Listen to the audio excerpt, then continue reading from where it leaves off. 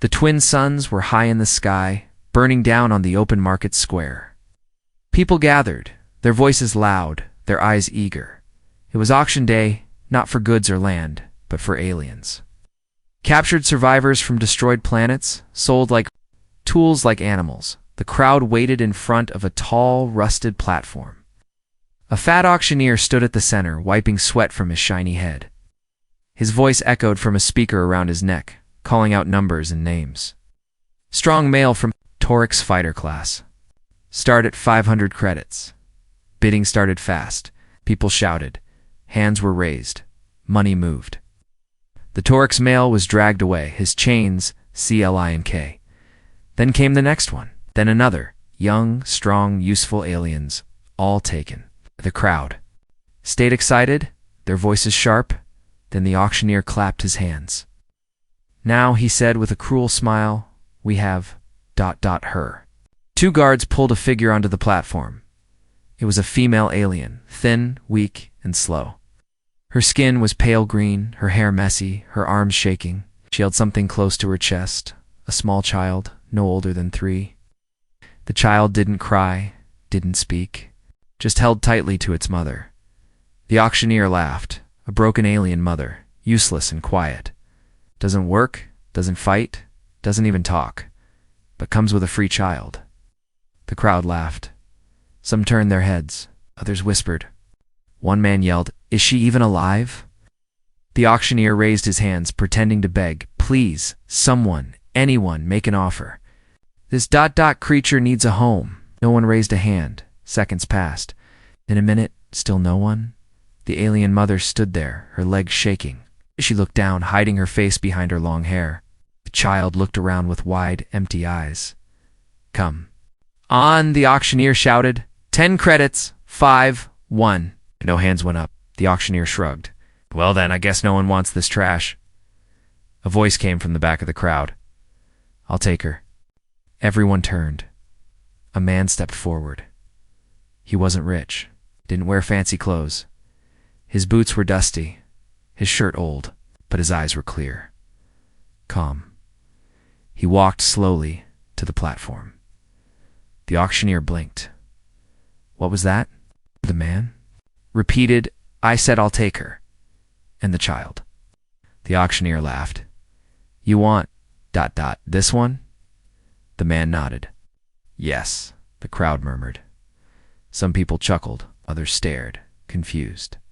A woman near the front whispered, "Why her? She's broken." The man ignored them. He walked up the steps and looked the alien woman in the eyes. She flinched, expecting pain, but saw none. "My name's Cole," he said softly. "You're safe now." The woman didn't answer. She only stared at him, unsure. Cole reached into his pocket and handed a few credits to the auctioneer. "That's all I have." The auctioneer snorted. "Take her." "Worthless anyway." Cole stepped closer. "Can she walk?" The auctioneer shrugged. "She made it up here, didn't she?" Cole gently held the woman's arm. She stiffened, but didn't pull away. Slowly they walked down the steps. The child stayed silent in her arms, but its eyes watched Cole.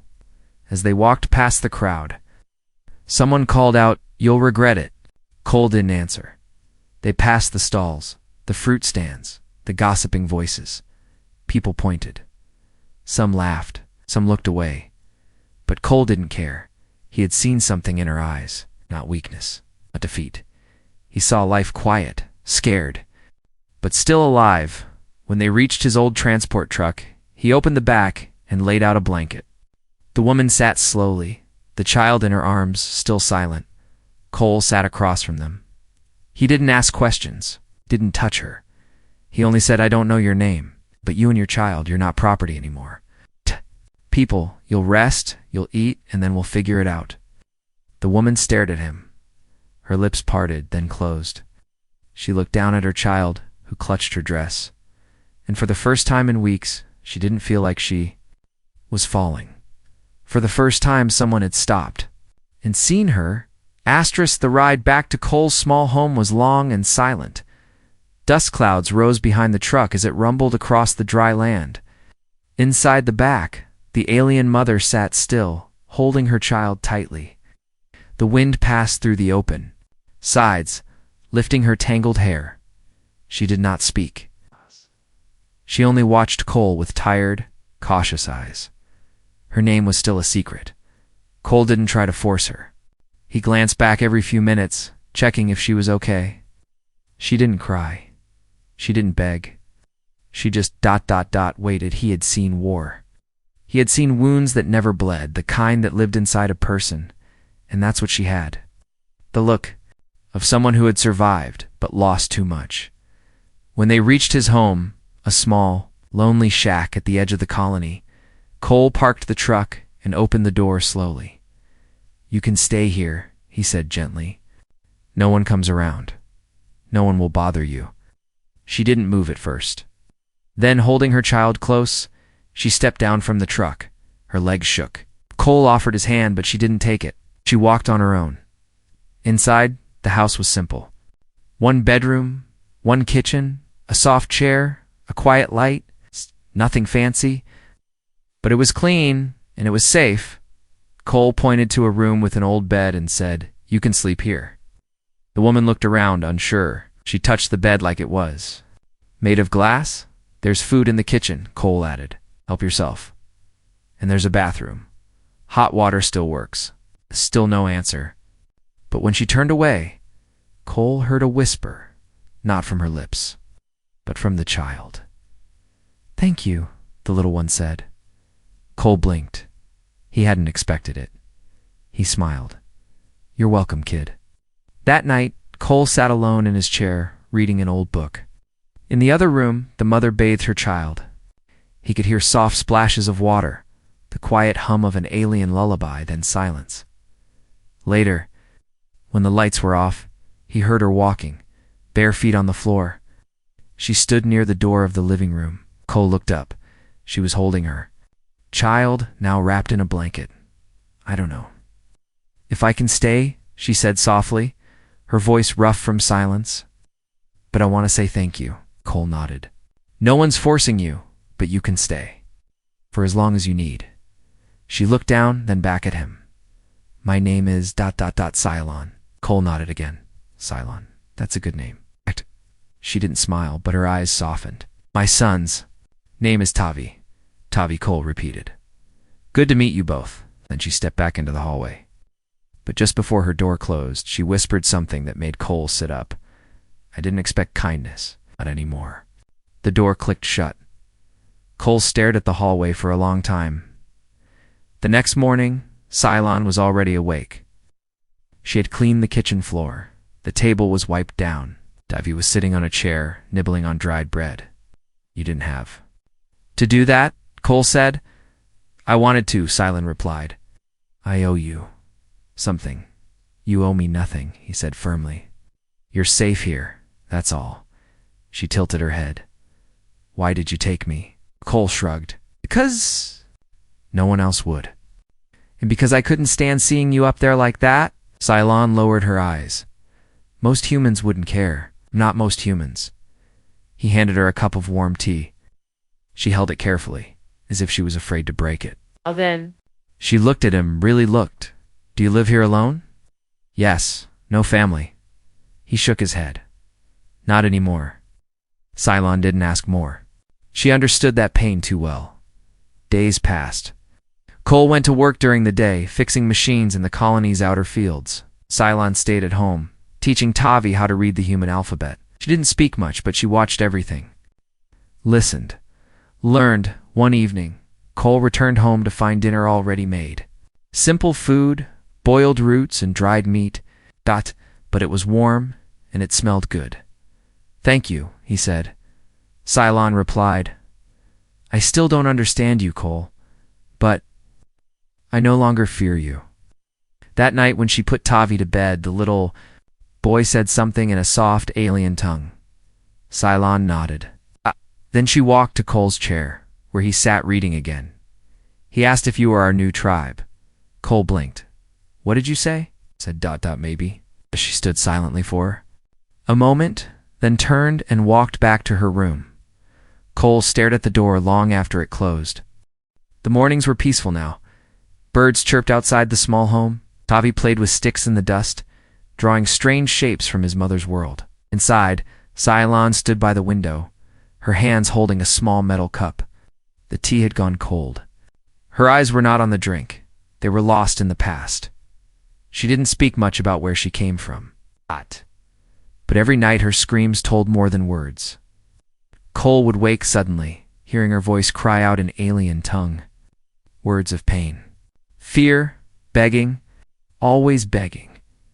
But every time he rushed to her door, she would already be quiet, holding Tavi tightly, as if trying to keep the past away from touching her son. Cole never asked. He knew some wounds stayed hidden for a reason, but one day, the past came out, without warning. It began when Tavi fell. He was climbing an old fence behind the house when a piece broke. He tumbled hard and scraped his arm badly. He screamed. Blood, green and thin, ran down his elbow. Cylon came running. She saw the blood and froze. Her eyes widened. Her hands began to shake. Her chest rose and fell like she couldn't breathe.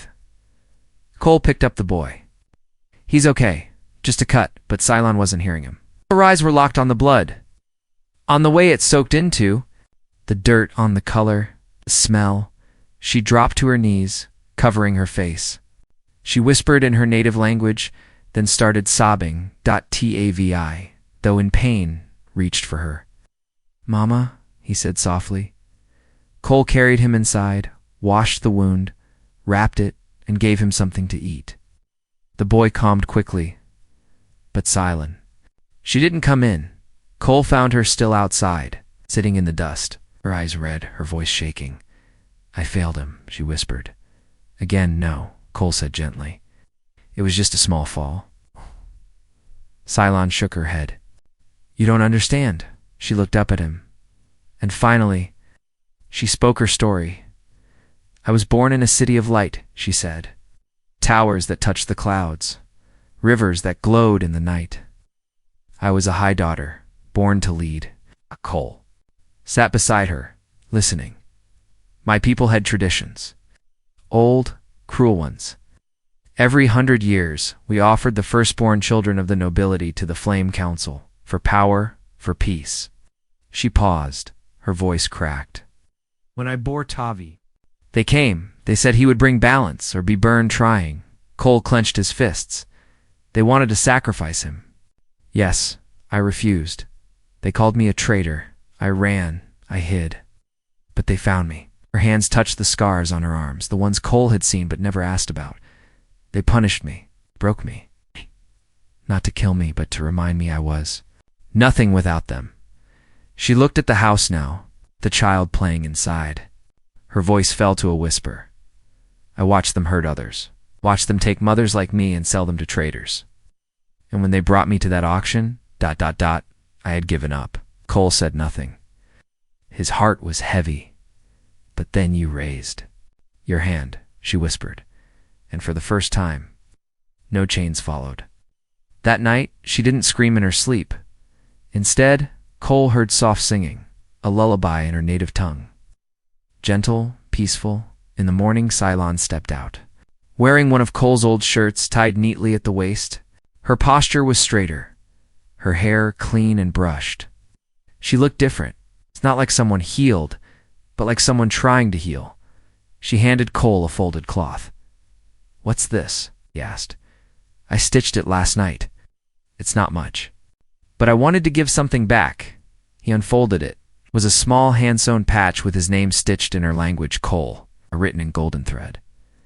I don't know your full name, she said. Cole Henders, he replied. Cylon nodded. Then I'll teach Tavi to say it. Later that day, Cole took them into town for the first time, just to buy supplies. People stared. Of course they did.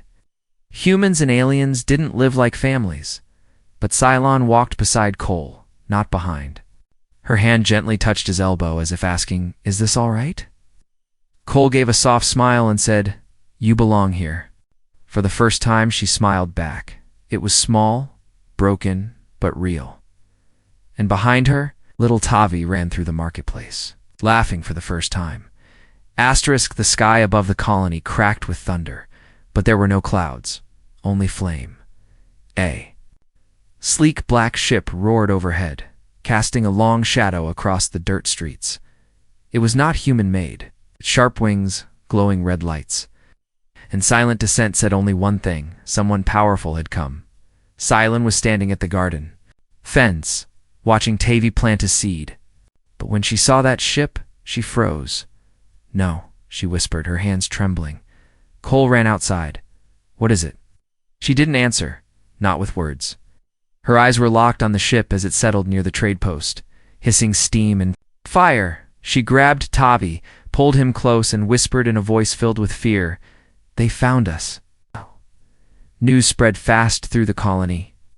A visitor, alien, dressed in dark armor, face hidden beneath a sharp silver mask, had entered the town. He wasn't asking for food, or trade, or help. He was asking for someone. Descriptions were passed from mouth to ear. Tall, green-skinned female, mid-30s, wounded, escaped convict, has a hybrid child. Cylon sat in the far corner of Cole's house, holding Tavi. Tight in her lap, her hands were shaking again. Her scars burned under her shirt like they remembered the pain. "It's a bounty hunter," she said softly. "His name is Vexen." Cole leaned forward. "He's after you." "No," she replied, "he's after my son." Outside, Vexen walked through the colony like a shadow. His steps were slow, confident. No weapons drawn, but the threat hung. Around him like smoke, he questioned traders, stared at mothers, looked inside parked trucks. When asked for a reason, simply showed a digital scroll. It was an ancient bounty, sealed by the Flame Council, capture of the trader mother. "Dead or alive," it read. "Child must be delivered breathing." Cole locked every door and turned off every light. "We need to run," Cylon said. "Run where?" he replied. "This is the last edge of human space. There's nothing but sand beyond." Cylon paced. "The floor, Tavi sleeping in the bed behind her? Then we hide. Dig under the house. Leave at night. I've done it before." Cole shook his head. "That won't stop someone like him." She looked at him now, tears gathering in her alien eyes. "Then give me up. I won't let my fear destroy your life." He stared at her, and then softly said, "You are not a burden. You're family now. Both of you." That night, Vexen knocked on their door. 3 slow knocks. Like a countdown, Cole opened it, calm but alert. "Can I help you?" The silver mask stared at him, glowing eyes beneath. "I seek a mother who ran from her people. She is here." Cole crossed his arms. "I don't know who you're talking about." Vexen tilted his head. "She has a child, small, mixed blood. She hides among your kind like a pet." Cole didn't flinch. "There's no one like that here." For a long second, they stared at each other. Then Vexen said, "You'll lie well. That will cost you." He turned and walked away. The next day, the local council called Cole in. 3 humans sat behind a metal desk. One tapped a pen, annoyed. "You brought a dangerous alien to this colony," the leader said. "Now we have a bounty hunter scaring our people." "She's not dangerous," Cole argued. She's a mother. A survivor. She's a fugitive." The councilman snapped. "And if she stays, so does the hunter." Cole clenched his jaw.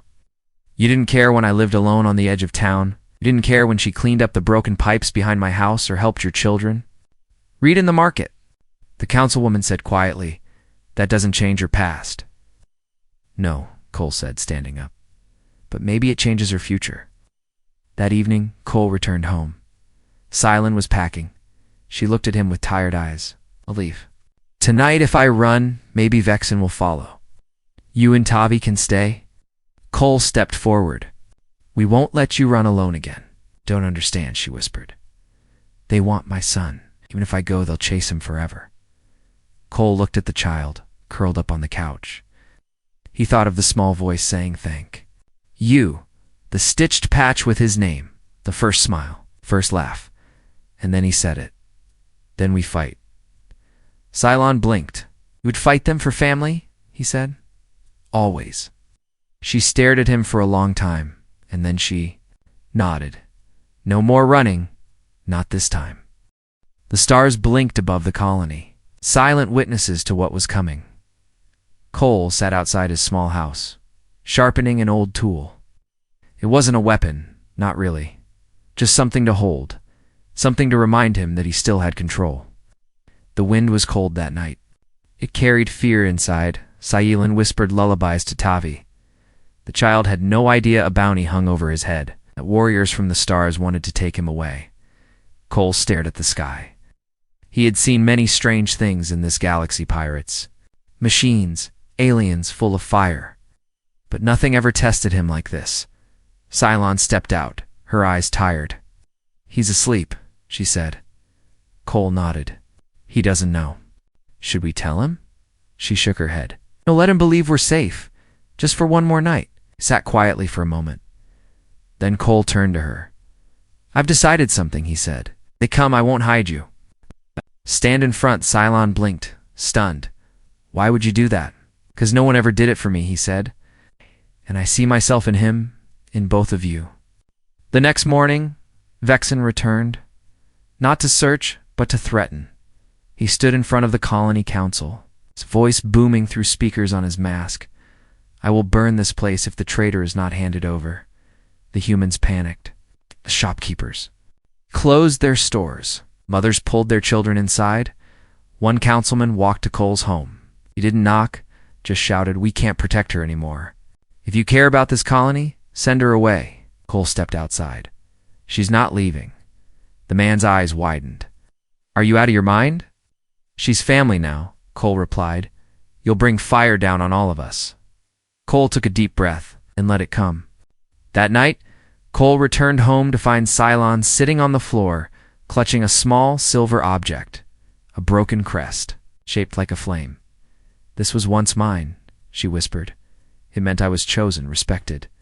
Now it means I'm hunted. Handed it to Cole. I don't want to run anymore, but if something happens to me... No, Cole interrupted. Don't say that.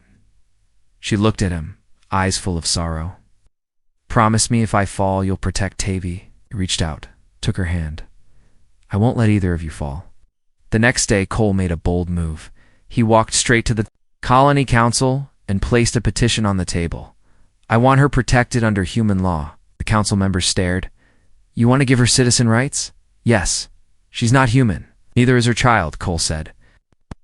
He's growing up here, among us. And if you turn them away, what does that make you? They hesitated.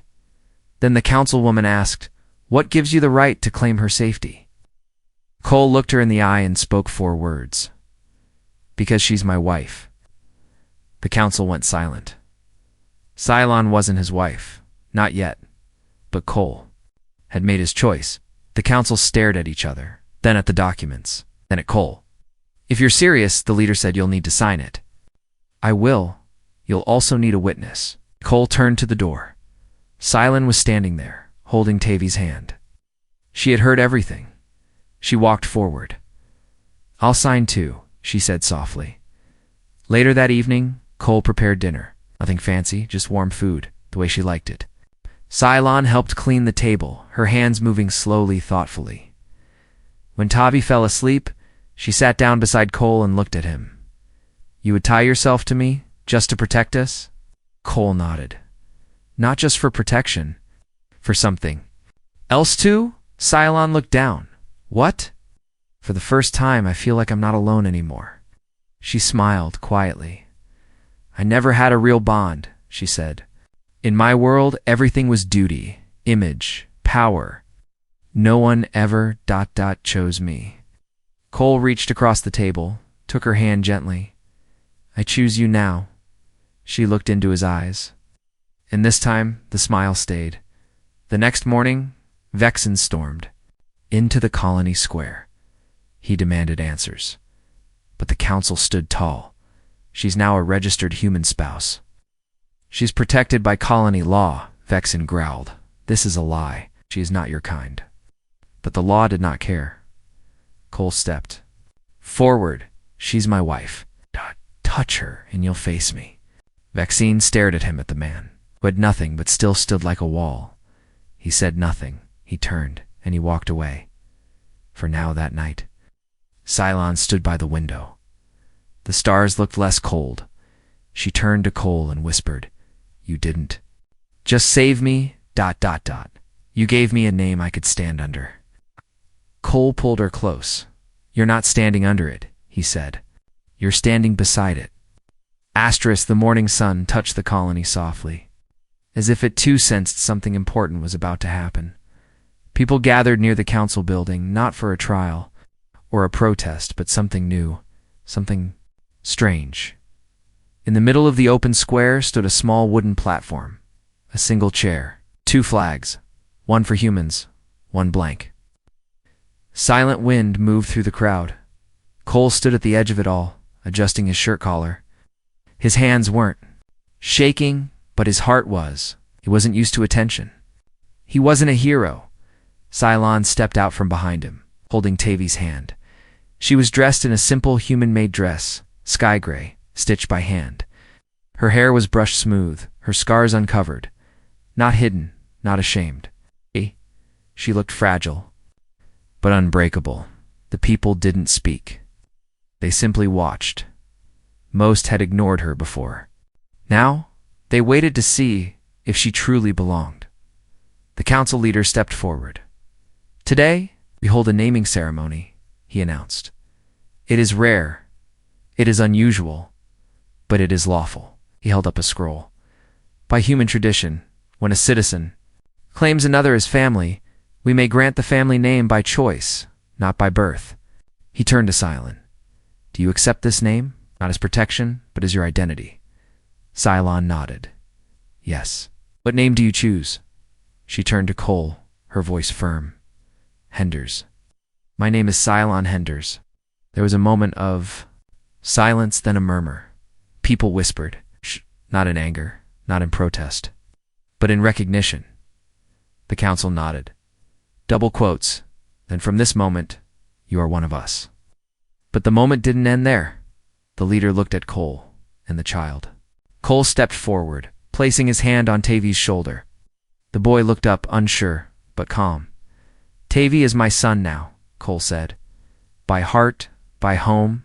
and now, by name." Island's eyes filled with tears. Tavi blinked.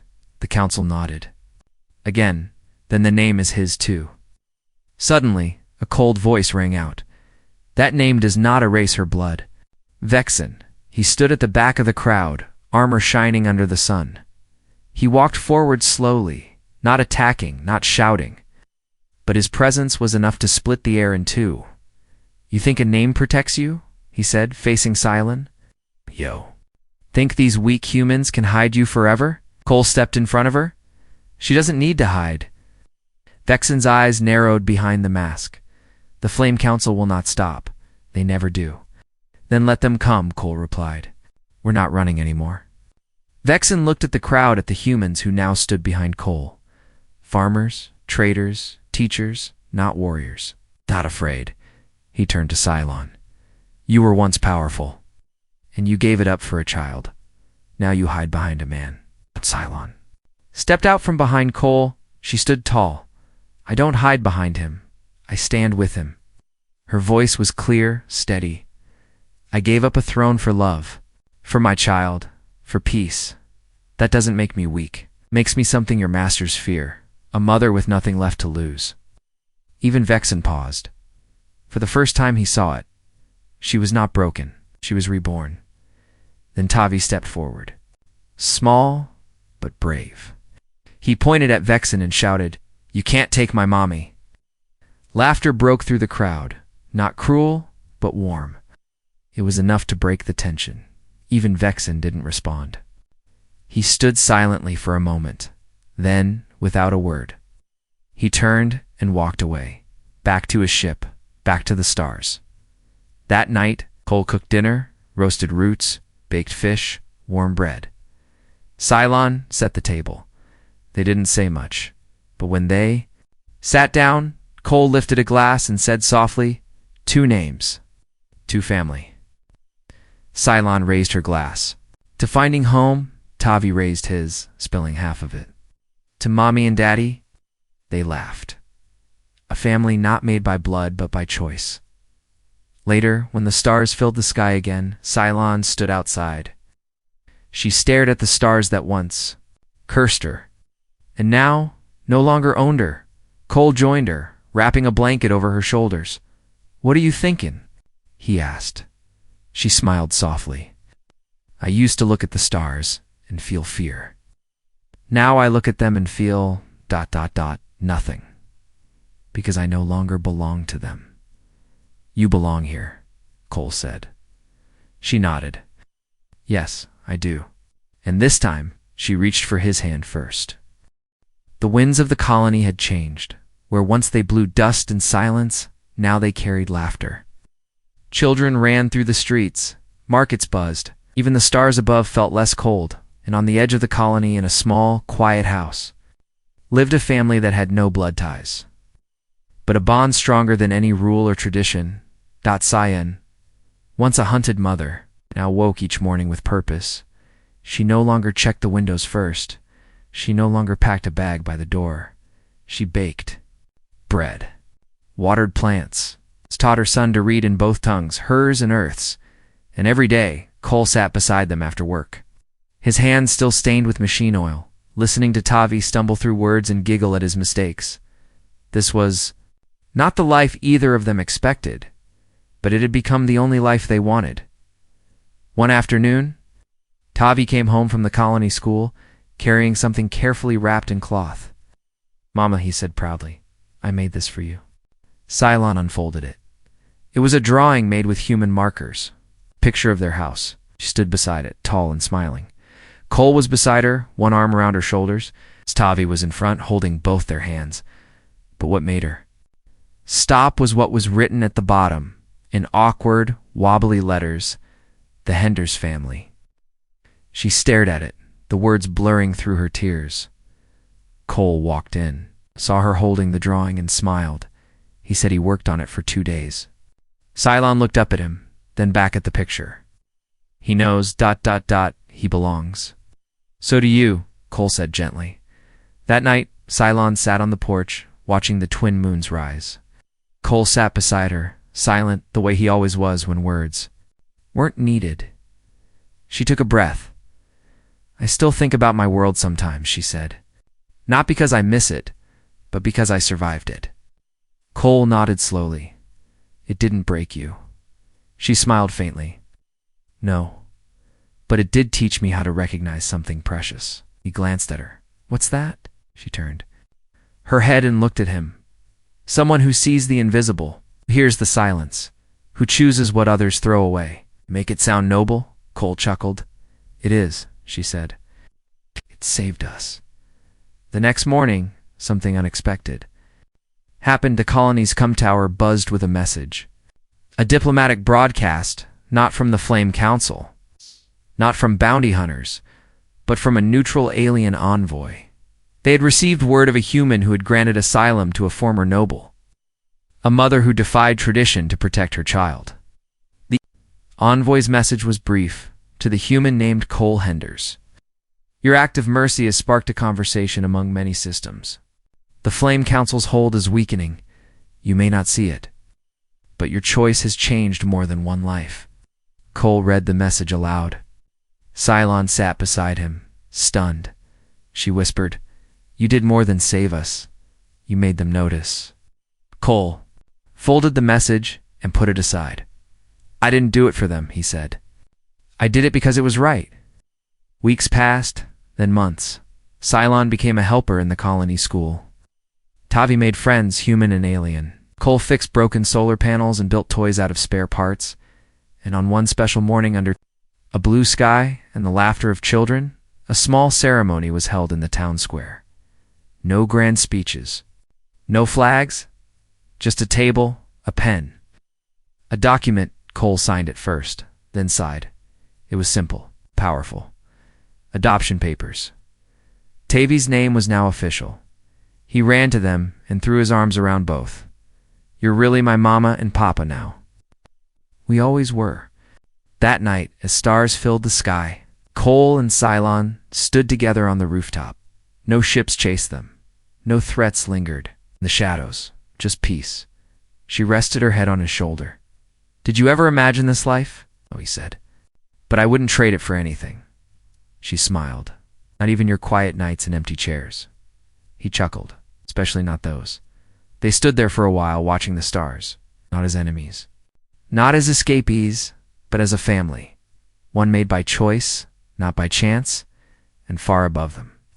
Among the distant stars, new stories were beginning because one man had said, I'll take her, and meant it.